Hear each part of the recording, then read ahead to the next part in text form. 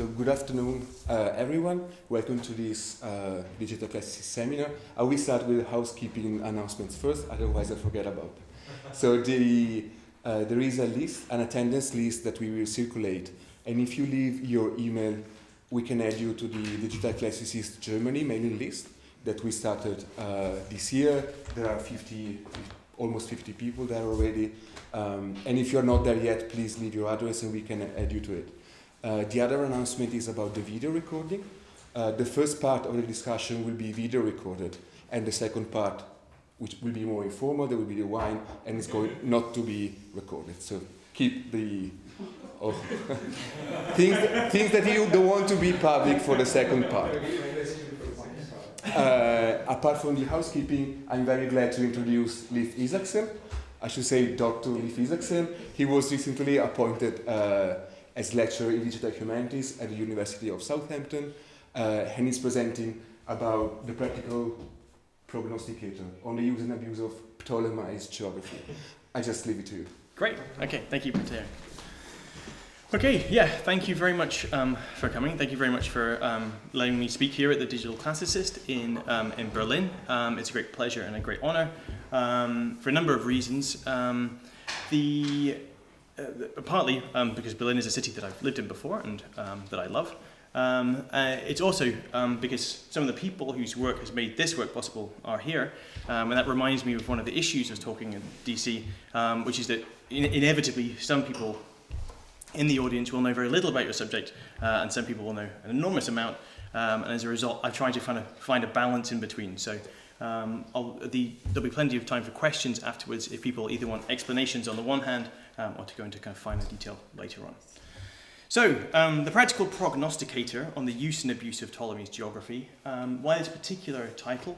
Well, I'll tell you a little bit as we're in the introduction about what it is that a case that I'm trying to build about the structure and the content of Ptolemy's geography, but that also hinges on what I think to be the purposes behind its construction. And those two things are interrelated.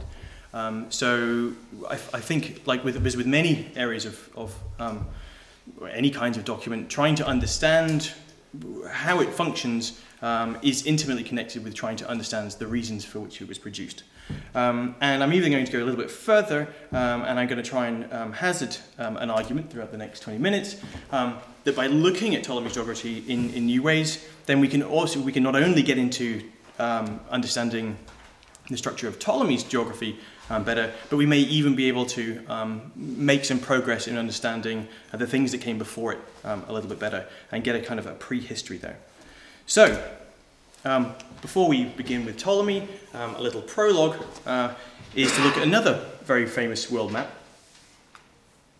This one is, many of you may well know it, is the Martin Waldseemüller 1507 world map. And it was one of the first maps to show the New World over here, and ostensibly to show America over here as an independent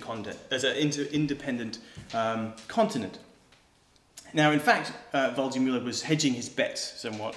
And if you look carefully at this, you'll see that the lines here are rather straight, and it really wasn't clear at this time whether or not, indeed, America, he was the first person to assign it that particular toponym, was associated or still part of the continent of Asia, or whether it was something different. However, it's not that interests me quite so much. What interests me is that Martin Waldseemüller was living in Germany. He was not an explorer himself, and he was faced with the classic problem faced by many cartographers who are working at this kind of scale. Where am I going to get my content from, and where am I going to get my data from? And in fact, as the title of his, the full proper title of this map attests to, the center of his map is entirely based on the work of Claudius Ptolemy. So the full title of this is The Universal Cosmography According to the Tradition of Ptolemy and the Voyages of Amerigo Vespucci and others. Now, by this point, Ptolemy's geography had only re-emerged relatively recently in the West and had spurred a huge amount of both geographical development and geographical thought and exploration. But this was still, at that time, considered to be pretty much the best piece of information that we could have about Central Europe. North Africa, Europe, and Central Asia. Marco Polo had been extending things over to the east, and again, the voyages of Columbus, Amerigo Vespucci, and others had been extending through to the Americas. But the content, so the outlines that he had here were drawn from Ptolemy. However, the places inside are not Ptolemaic names, and those are contemporary toponyms. The question that has bothered me for many years, if you like, is an analog question. So if this was a problem for Martin Waldseemüller, then could we ask the same thing? Was in fact Ptolemy's geography, could we entitle Ptolemy's geography, and here is a medieval rendition of the map, the universal cosmography according to the tradition of Marinos, who is his primary name source, and the voyages of Alexandros, who is again a traveller and an adventurer who is described in Ptolemy, and others by Claudius Ptolemy. So Ptolemy's geography, and we'll give you a little bit more background about that map in a moment, but I'm interested in how can we deconstruct, are there parts of this map which seem to be in some way structurally different from other parts, and could that give us any clues about the nature of its purpose and the way that it was put together? So who is Claudius Ptolemy? Well, he was a man of many talents who lived in Alexandria, sometime born around about 100 AD, seems to have died around about 168 AD, so writing around about the mid to the late 2nd century. Today we're going to be predominantly concerned with his work as a geographer and his text, the Geographic Hyphegesis. However, he did many other things, including writing some extraordinarily important tracts on astronomy and astrology, as well as optics, harmonics, writing about weather prediction, and indeed a variety of other sort of philosophical and early scientific writings on, if you like, the nature and the structure of the cosmos. So by this is not directly created by Ptolemy, but this is a rendition again that brings together many of his ideas that it's medieval. He was very interested in the place of human beings and the planet Earth within a cosmic structure, and the influence of astronomical and celestial bodies, whether they be the sun, the moon, the stars, on the influence on those things. So he was interested in weather prediction, he was interested in the astrological effects on people, on rulers, on towns, and he was interested in habitations. How did these things impact in certain regions, which would then have trickle-on effects to the kinds of animals that you might find there, the kinds of peoples that you might find there, and the kind of events that might take place. The crucial thing, and I think we can come back to this for questions, I don't want to dwell too long on this, and we can go into considerable detail, is that time after time, within his works, in the Almagest, his astronomical work, in the Tetrabiblos, in the Geographic Hyphegesis, the geography, and the handy tables, he refers again and again to the interaction between things which are going on within this sort of cosmic, encircling sphere, and the terrestrial sphere, things which happen on the face of the Earth. So, what is his geography?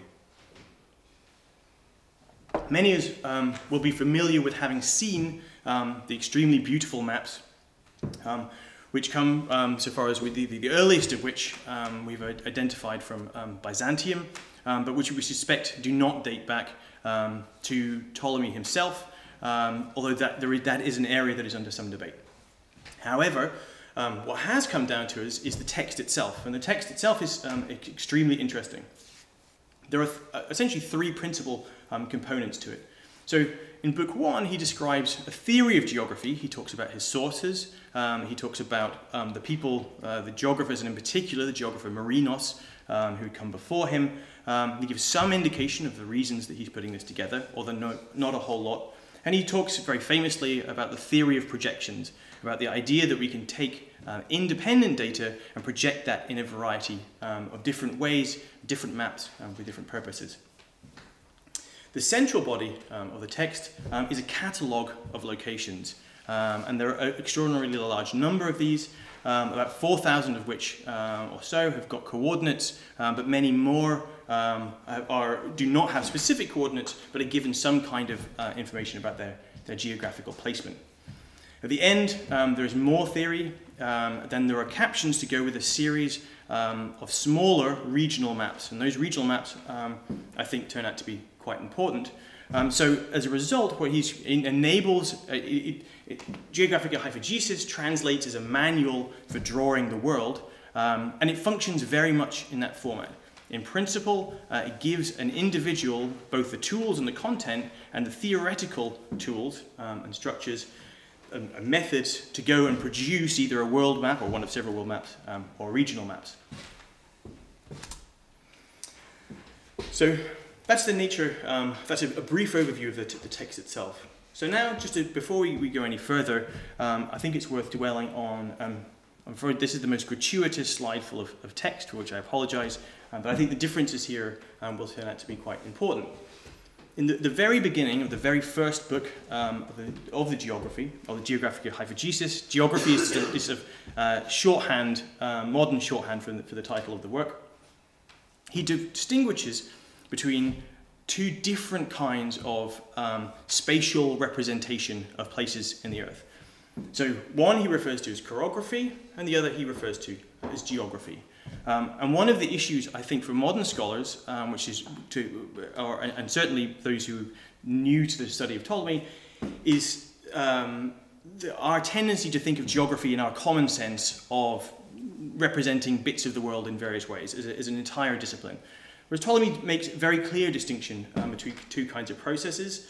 It is not clear that other people in antiquity divided these things in exactly the same way, but Ptolemy himself is very clear about them. So the first, chorography, regional drawing, choros being region, and geography, the drawing of the world, geos being world. So in terms of distinguishing them, he says it should be the task of chorography to present together even the most minute features of a region. In contrast to geography, geography should present the countries themselves along with their grosser features. Okay, so bigger things versus smaller things. Chorography requires landscape drawing, and no one but a man skilled in drawing would do chorography. But geography does not require landscape drawing at all, since it enables one to show the positions and general configurations of features purely by means of lines and labels. Okay? So one is clearly aesthetically quite pleasing, and the other is not necessarily aesthetically pleasing, but is more precise. Chorography has no need of mathematical method. In geography, mathematical method takes absolute precedence. So this is, again, the association with mathematics is very important. Chorography deals above all with the qualities rather than the quantities of things that it sets down, and it tends to likeness and not so much to proportional placement. So it's important that things look, perhaps, it might maybe give the impression of a bird's eye view, but it's not necessarily so important exactly where things fit within the image. Geography deals with the quantities rather than the qualities, since it gives consideration to proportionality of distances for all things, but to likeness only so far as the coarser outlines of the features, and only with respect to mere shape. So again, outlines seem to be crucial here, and the distances between them. Chorography sets out the individual localities, for example, harbours, towns, districts, principal branches of principal rivers, and so on. And this, I think, is the most important of all, while geography shows the known world as a single and continuous entity, its nature and how it is situated, including gulfs, great cities, and the most noteworthy things of each kind.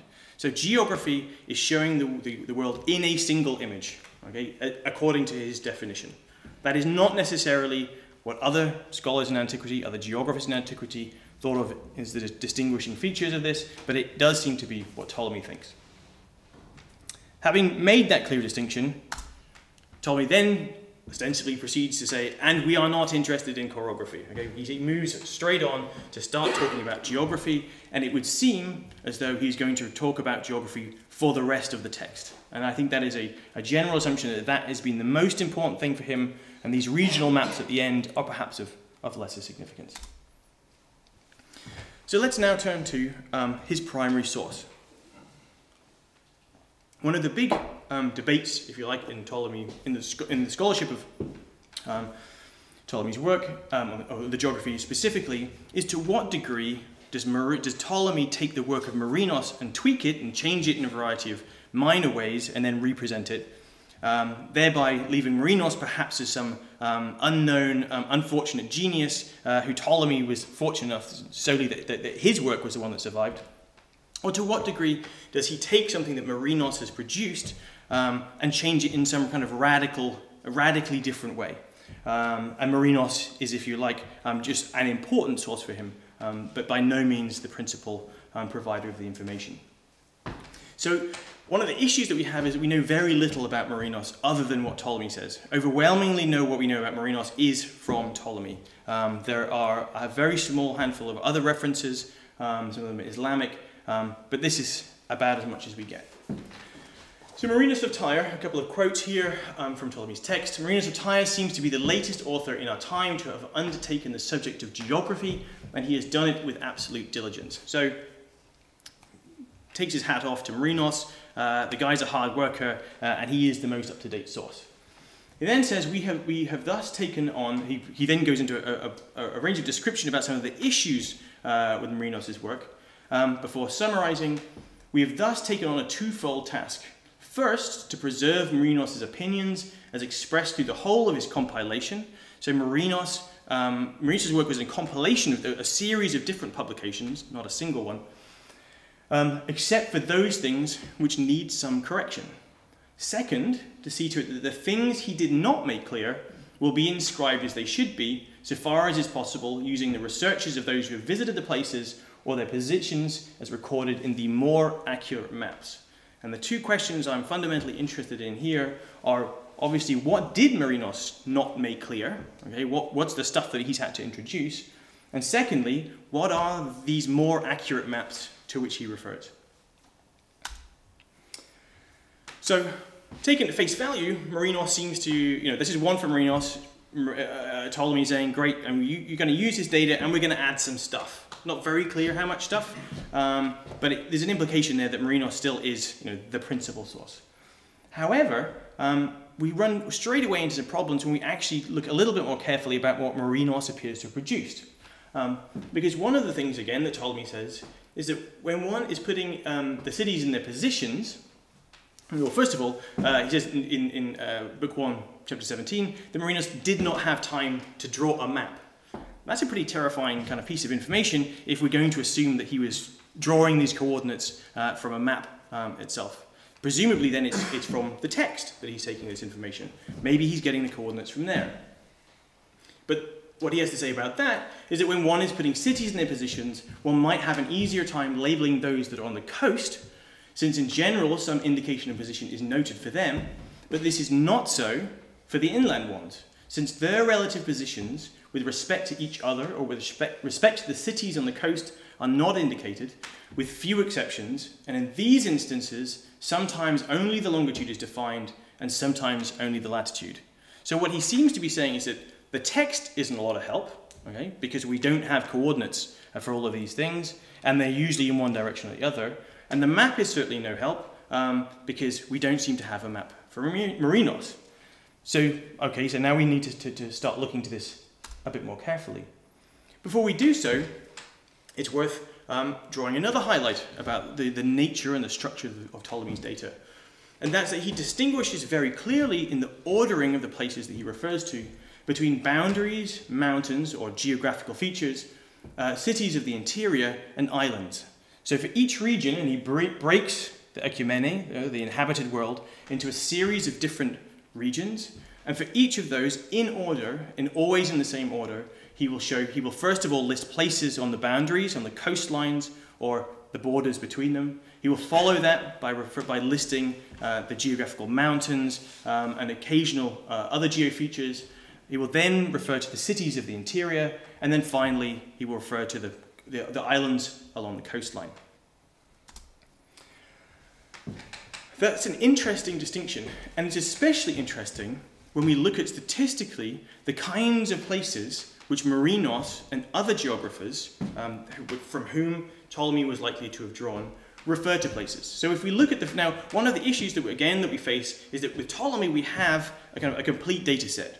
With all these other guys, we just have fragments, okay? And those fragments are sometimes only from Ptolemy, or almost entirely from Ptolemy, such as Marinos. In other cases, such as Hipparchus or Eratosthenes, they may come from a selection of different sources.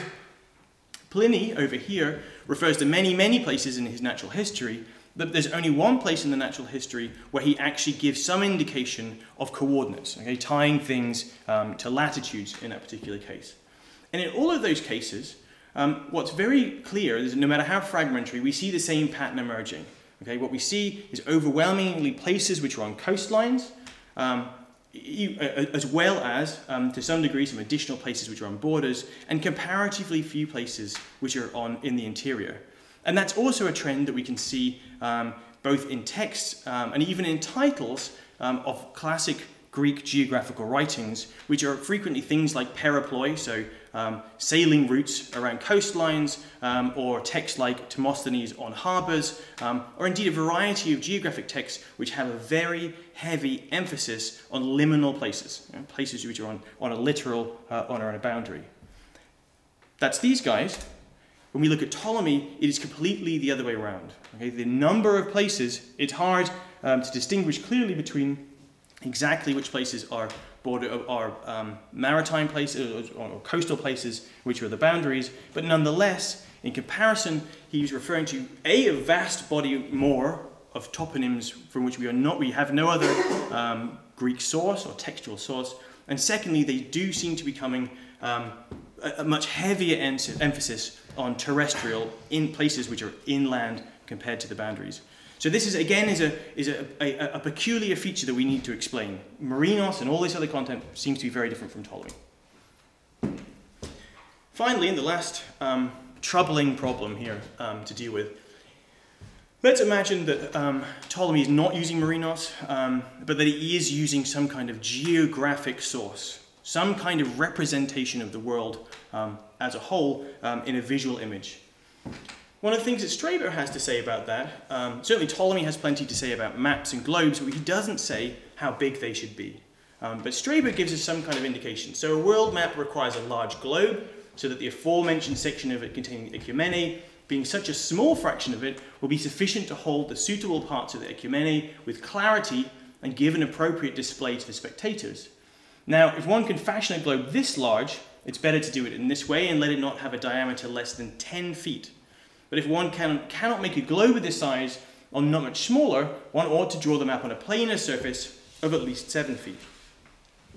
To give you an idea, it's quite hard to visualize maps of that scale, but fortunately when I was in Budapest last year, I came across a very large globe, which in this case is about 6 feet in diameter.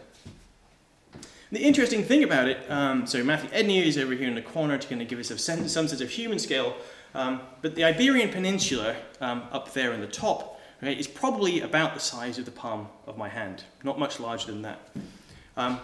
However, in Ptolemy's geography, there are something like 527 individual locations mentioned within the Iberian Peninsula. So if he was drawing that from a large world map, okay, it starts to become difficult to imagine how we would have a map on that kind of a scale where we could embed that quantity of information. It would have to be written in incredibly small detail, and clearly everything would have to be crushed together. Okay, so we're looking at very, very small writing on very, very large maps.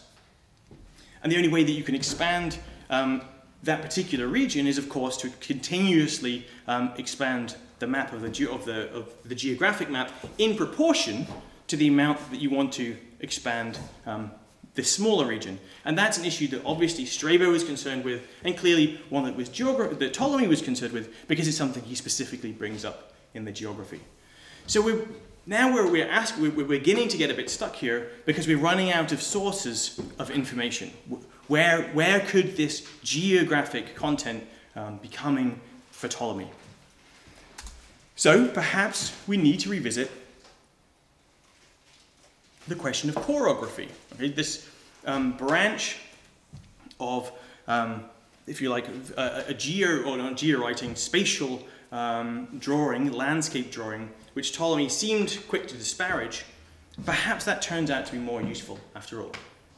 And indeed, one of the things he says in book 2 is that the coordinates of the places that have not been so travelled because of the sparseness and uncertainty of the research have been estimated according to their proximity to the more trustworthily determined positions or relative configurations, so that none of the places are included to make the ecumene complete will lack a defined position. And of course, that is one of the the few issues that Ptolemy cannot get past is that every place, or not every place, every town, not every ethnoi, requires some kind of coordinates for assigning, to put it assigned to. And indeed, this is a critical function for Ptolemy's overall agenda, because if he wants to be able to associate things in the world with things in the sky, then he has to know where those places are on the surface of the planet. So there are two kinds of information. It seems there's a chorographic map, and here is a potential example. We don't really know what chorographic maps look like, but they may have looked something like the Medaba mosaic, which is represented here. That's Jerusalem in the center. Again, lots of, sort of nice landscapey drawing, toponyms peppered all over it, but certainly, spatially speaking, kind of a mess. It may be that that information there provides us with lots of content, but it doesn't give us the geodesy, the geodetic locations that are required for Ptolemy to associate with celestial phenomena. So this is enough kind of theorizing based on what Ptolemy's got to say. Let's start looking now, this being of course a digital classicist session, at some of the things that we can do with the data. And this comes from data from the database that was published in the critical edition by Stuckelberger and Grasshoff in 2006, which enables us to both look statistically and geographically in sort of GIS style methodologies and explore the data in those kinds of ways. So one of the things which jumps out when we look at this, and this is a phenomenon that's also been commented upon by Christian Marx, is the variable nature of precision within the geography. So Ptolemy is assigning all of the places, or the vast majority of places within the geography, to degrees of latitude and degrees of longitude.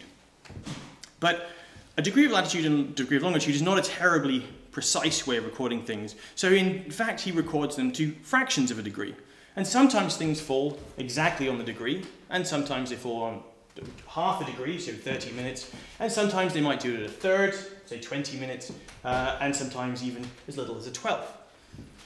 If the places that he was referring to were all real randomly places randomly assigned on the Earth, then, and if the information was recorded in an unbiased fashion, we would expect this, all of these places, if we create a histogram for them, for all the places that landed on a degree, all of the places that landed of latitude or longitude or on a half degree, we would expect this to be random.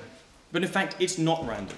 Okay, we can see here that there are many more places fall on degrees than places that fall on 12ths of a degree. And there are various metric ways that we can try and account for that particular phenomena, but largely speaking, they don't stack up. It really is clear that there are many more of these kind of slightly more coarsely aligned places than these which are in the 12ths. It's even more interesting when we take those places which are ostensibly high precision, okay, so say to the nearest 12th of a degree, and we plot those geographically.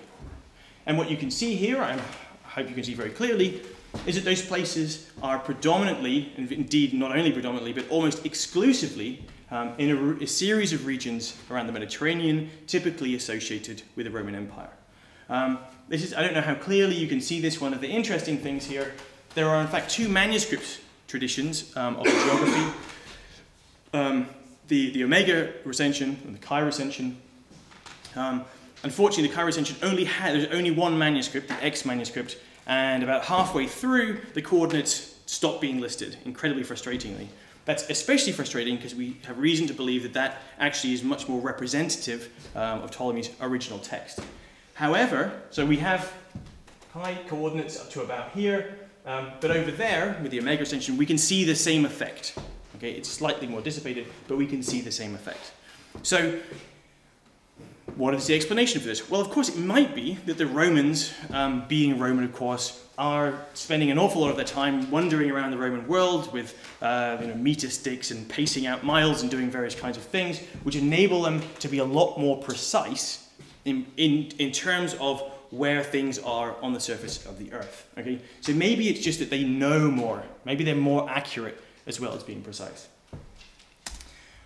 That turns out not to be the case. And here is a really nice example of why that is not the case. So here these are areas which are those high precision areas. Now, in parts of it, it's really quite nice. So, for example, here we've got the Pillars of Hercules, and that's more or less where we would expect it to be. Okay? But when we have Corsica and Sardinia over here, then, or North Africa, Carthage, it turns out that these are radically in the wrong place. Okay? Horribly, horribly in the wrong place. So it is clear that despite this overall precision, this ostensible precision of getting things to the nearest 12th of a degree, it's still hopelessly, hopelessly wrong. Okay? It is not the case that they have been going out there with a gnomon and looking at the stars and figuring out exactly where am I. Okay? They're getting it wrong. So why are they getting it wrong? Well, one clue that we can have is in a series of distances, which Ptolemy refers to, and indeed many other Greek writers refer to. Sometimes referred to as the diaphragm, which is an exceptionally important parallel that runs through here from the Pillars of Hercules all the way to the Gulf of Issus over there. And there are a series of places, stopping points along there, which are referred to in terms of measuring those distances. And what it seems is that psychologically, in the mind of the Greek geographers, these places are associated with this important parallel. It's particularly important parallel. So it's association with this which seems to be driving where these things are on the Earth. It's not the fact that people are going out and assigning that precision. Which leaves us again with the question, well then why are they so much more precise? And that's something that we can come back to. That in turn gives us another clue about the way that we can think of the structure of the geography. Because there are in fact two different coordinate systems which are used in Ptolemy's geography. So one are those angular coordinates. Okay, those are the coordinates which are 360 degrees around the Earth, and indeed Ptolemy's geography stretches for just under 180 degrees of them, and the degrees of latitude and longitude. But on top of those degrees, in fact, Ptolemy doesn't even ask the geographer to draw those lines in. He specifies a different series of parallels and meridians. And those are the hour intervals, which we can think of as time zones in which he divides. So those are very similar to the contemporary concept of a time zone. So with each one being 1 hour around the surface, east-west, around the surface of the globe. And those are equally spaced and divided into 3. So each batch of 3 lines here is an hour interval. And parallels, which are based on the length of the longest day. Now, whilst the hour intervals are equally spaced, unfortunately, the hours for the lengths of the longest day are not. And that means, so between the equator, which is around about here, up to the first hour difference, he actually has to divide it into 4, into quarters of an hour, okay, just so he can get some nice kind of boxes. Okay, as he moves further up, he does less and less, but that means we get an uneven spacing between our parallels here. And yet those are the lines that Ptolemy seems to be interested in, and those are the ones that he asks the reader to paint onto their map or onto their globe, or whatever it is that they're representing. He may also, it's not quite clear, ask them to represent that on the regional maps as well. And we see this in some of those regional maps. So 2 different systems of coordinates, one based on time and one based, again, on degrees, if you like, the ancient Mesopotamian system of dividing circles into 360 degrees. So, having thought about those differences, another approach that there's a whole range of different visualization approaches that we could talk about, but one that I found to be particularly helpful in seeing some of the internal structure here is a very simple one, and that is to join the dots between the places that he refers to, and to do that in such a way that keeps the clusters together, natural distinctions that he makes, and in particular the natural distinctions that he makes between tribes which are affiliated with given cities. So here, for example, is a modern reproduction, again in the Schicklberger and Grashoff volume, of Hellas, of Greece, and this is based on the traditional medieval maps which have come down to us with Ptolemy's geography. But we can look at this map, and it's extremely helpful as far as it goes in understanding the spatial layout of the coordinates themselves. But we can look at this in a different way by color coding different, so each of these lines is the order in which the places are listed, and the color, the change in color I should say, is affiliated with a different tribe. And there are a variety of interesting things that we can observe straight away here. So one of them, and hopefully this will jump out straight away, is that this is an unnatural geography. We can see here that the western side of Greece here is perfectly flush with one of our key Greek meridians based on the length of the longest day. Cape Malea over here, perfectly aligned with the next one. Over here, we can see again with the island of Euboea is again perfectly flush. There seems to be a really neat alignment with these otherwise, frankly, fictional geographies. This is somebody imposing their idea of where things are in the world based not on measuring between them, right, but based on where they believe them to be, much as we saw with the diagram earlier on. Other areas that we can also, other things which are worth pointing out are the quite clear and strong association between tribal affiliations on the coast, well I've got my pointer here, tribal affiliations along the coast and tribal affiliations within the interior, okay? And these always fit together really nicely, which is interesting because they are listed separately within the geography itself. Remember, he will list the coastlines first of all, and only later on will he list the places in the interior, yet they fit together very nicely. And they also tend, or certainly in places, align quite nicely with the degrees themselves. Okay? Not so frequently with these Greek traditions. So here we have a couple of different tribes, and you can see how they are perfectly, they fall perfectly within a grid square. So there are different kinds of alignments which seem to be going on here. Some things seem to be aligned towards this grid of latitude and longitude, and some stuff seems to be aligned with these traditional Greek parallels of meridians. So this is a hunch that we have. Okay, something's kind of going on here. Can we be a bit more statistical? Can we demonstrate this a bit better? Let's try that in a moment. Just to give you another example over here of the Levant and Arabia. Let's play the same trick. And here what's really interesting is we see that there is radical difference, again, even within the catalogue itself. So over here in Syria, we see a very similar tendency. We have tribal, in fact, we don't here have tribal affiliations, we have very small regional affiliations, and that is another important distinction, but more or less we're getting a similar kind of a picture. And these differences do not appear on the medieval maps. Okay? They are invisible to the map, they are only present within the text.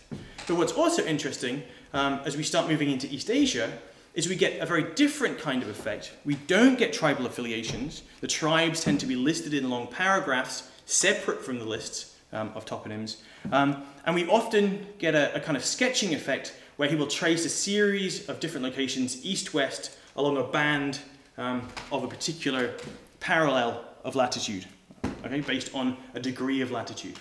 So there seems to be quite a different flavour to the nature of the data as to what's going on here and what we've just seen, and what's going on over here. So can we be a bit statistically better with that? Is it true that the boundaries seem to be more closely aligned with these red parallels, meridians, these traditional Greek ones, and that the internal cities seem to be more aligned with these degrees? Well, we can do a count, and we can see how many places fall on one of these meridians, these red meridians, and how many fall on this degree, and this degree, and this degree, this degree. Okay, so how many fall on M, or M, how many fall on 1, or 1, or 1, and so on. And I think what you can see here very clearly for the boundary locations is that there are considerably more boundaries fall on those than the than on the other degrees. In contrast, with inland settlements, we don't see the same effect. Okay, that just seems to be random. It might fall on this one, might fall on this one, might fall on this one. We can't, unfortunately, play quite the same trick with the meridians because the Greek meridians frequently fall on strange divisions between latitudes. Okay, and we know that those seem to be slightly rarer because of this precision effect that we noted earlier on. However, okay, we can at least show that were it completely random, okay, were we just to argue what is the chance of falling on one of these things, and it's a little bit over a 2.5% chance. For inland settlements, okay, we get better than that, but it may just be that effect that's because you don't get many things falling on something and a 1/12 of a degree. But what we can definitely see is that boundary locations fall on these lines considerably more frequently than inland settlements, proportionately speaking. Okay, not in terms of absolute numbers, but proportionately speaking. So it seems that places on the boundaries are much more likely to fall on these red lines than places which are in the interior, which in turn suggests that the outlines of these places seem to be pegged to this traditional Greek structure, okay, not to this series of smaller and more fine-grained latitude and longitude. The next thing we can do is compare all those different places that we looked at. So we saw that there were different kinds of places when we draw lines between them, and we start to see across the entire geography that that patterns emerge. So, and we can break them down into about 4 different kinds of pattern. So the red patterns over here, or we get those high precision coordinates. We get assignment and affiliation to particular tribes, although interestingly enough, okay, in the far east of this region, it doesn't refer to tribes, it refers to a particular regional area, okay, a very small regional area, but a region rather than tribe. These yellow zones tend to show tribal affiliation or regional affiliation, but usually on a broader scale, and they don't tend to include those high precision coordinates. The real joker in the pack here, the really interesting one that follows that pattern, is, okay, so we've kind of got Gaul, Britannia, North Africa, is India. And in fact, down here in the southwest, despite there being this big swathe here of places which are sketched out in a much more generic way, it looks like there is a considerable amount more detail through in India, that there is a patterning that's going on here which is not coextensive, and that's really curious. So these green areas, these tend to be sketched out. There is the tribal affiliation is not given. After listing all the places, he will then say, and then there is this tribe who is south of this tribe, who is next to this tribe, who is beyond that tribe. It doesn't make for a terribly exciting read, but nonetheless, it shows a different character to the listing of the toponyms. And then finally, over here in these blue regions, it must be said Ptolemy is pretty much guessing. I think it's fair to say. We really get much more sort of scatty kinds of information. So this suggests, whilst I would not want to suggest that these are perfectly formed, fine boundaries which cannot be changed, but what it does suggest is if when we're looking at comparing toponyms together, we can get past looking at very specific regional studies on the one hand, and we can also we shouldn't be comparing all of this stuff together on the other. That it makes sense, for example, to consider this region as a whole, or perhaps these regions as a whole, or these regions together, or North Africa. Again, I think there's a huge amount of work to be done here. I think this is very much, I think, giving some. Are we okay for time? I'm probably running horribly over, but there's plenty of work to do here, but I think this is a good starting point. So, getting fairly close to the end here. But in terms of thinking of a new prehistory for Ptolemy's geography, there are 4 conclusions that I want to draw from what we've talked about. So the first is to emphasize that the geographical hyphegesis purpose is to set terrestrial localities within a wider cosmological setting. We cannot think of this text as somehow being fully independent of the other work that Ptolemy does. Okay, that's not to say that it cannot be used for other purposes, and indeed, I suspect that in the medieval period, when it's rediscovered, it is used for a whole bunch of other purposes to better and to worse effect. Columbus's use is a perfect example of perhaps abusing Ptolemy's geography and something really wonderful happening as a result. The second is that geography and chorography are individually insufficient for that purpose. Geography seems to be too sparse. Okay? It gives coordinates on the Earth's surface, but the places that it refers to seem to be predominantly coastal. Chorography seems to be much richer. It's referring to many, many more places, okay, but it's unrelated to the Earth's surface, and thus it cannot be related to astronomical phenomena. Okay? No matter how detailed a chorographic map is, it is useless to me independently for doing any of the kinds of things that Ptolemy seems to be interested in.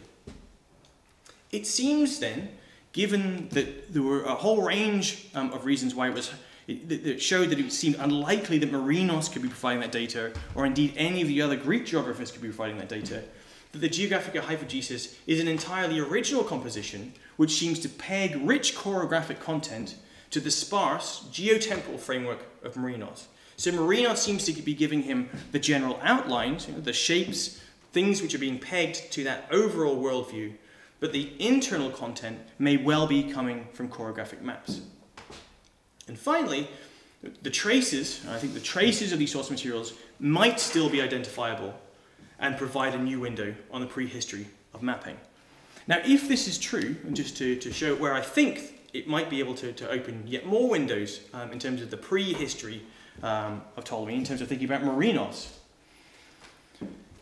If we think about Marinos as somebody who provided an outline rather than internal content, that opens us some doors to explore the nature of the composition. So we know that he created a series of different publications.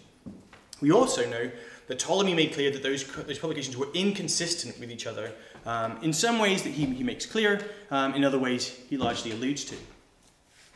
One of the things that Ptolemy is quite clear about is the hour intervals here, marked out in blue lines, starting over here in the Isles of the Blessed, and then ending over in the far east, at the far end in Cattegorical and China, the far east at about 15-hour intervals overall, and Ptolemy compresses about half of the map so that he can get 12-hour intervals. But he explicitly states that Marinos' intervals fall on these particular lines. However, there are some curious other things that he says that don't quite fit up with that. So one of the things that he talks about is that the way that hour intervals were measured was due to the fact that an eclipse was observed in two different places. So in the city of Carthage over here and the city of Arbela over here. And he says that those happen at the 2nd hour and the 5th hour. Now this really isn't on the 2nd hour. This is somewhere in the middle of the 3rd hour, and the same thing is kind of going on over here. Likewise, he said there's 8-hour intervals from the mouth of the Betis River, to the sources of the Indus over here. Now that's still true, but it seems a little bit skewy.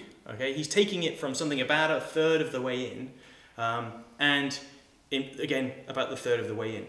So if we were to play a little digital trick, and we were to shunt and move all of our hour intervals over here, let's imagine that they started at the mouth of the Betis, and that they ran through here.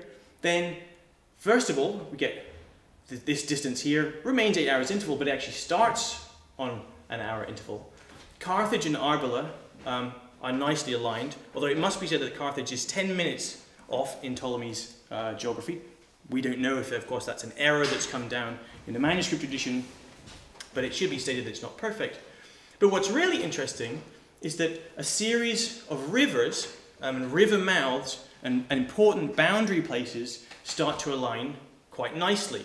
So we can, as well as peninsulas and other general symmetries. So we get this nice symmetry through the center of Hellas over here. In fact, we get a perfect symmetry through the Italian peninsula. We get a very nice filling out between an interval of the Iberian Peninsula. Ibernia over here sits very nicely in the center of this. The Arabian Peninsula, again, there's a nice symmetry that's going on there. But again, is this just a hunch? If we move it back, there are other symmetries that we could find. Are we just kind of playing around? Well, again, we can look at another interesting statistical correlation. So if Marinos is using these broad hour intervals, and he's dividing them into thirds, as he appears that he is at times doing, then it seems also probable that at times he was dividing them into halves as well. So sometimes he pegs something to an hour interval, sometimes he pegs it to half an hour interval, sometimes he pegs it to a third of an hour interval. Seems a reasonable inference to make. So how often do these river mouths, or important rivers, fall in the middle of these boundaries here? So if we move these things back, if we can do that, then it's in this one, this would be half of an hour interval, this would be half of an hour interval, this would be half of an hour interval. If we move it here, now of course the half falls into the next third. Okay, so let's do a little histogram and count them for each one. Okay, and what we see is that the number of important river mouths here, in this one, fairly small, fairly small, fairly small. In the middle one, these red ones here, okay, considerably larger, and again the blue, comparatively few. And if we add them all together, you can see that there is an overwhelming majority that seem to fall, okay, within these central thirds. So it seems at least possible that Marinos has started off, okay, with our intervals that start at the mouth of the Betis and extend in this direction. And then at some point he's extended the Ecumene, which we know that he has done to some degree, and Ptolemy refers to this, to the east and to the south. But it could be possible that he starts from the west, and to enable that to be possible, he's had to move all of his stuff over 1/3 of an hour interval. So potentially, using methods like this, we can start to get a window not only into Ptolemy's geography, but maybe just into Marinos' geography as well. So, I've definitely spoken for too long. I would like to thank quite a lot of people who I've spoken to over the years about this. Certainly people who've made it possible in terms of providing data and translations. Wikimedia Commons, of course, for the use of imagery. And a big thank you to all of you guys for listening. Thank you very much.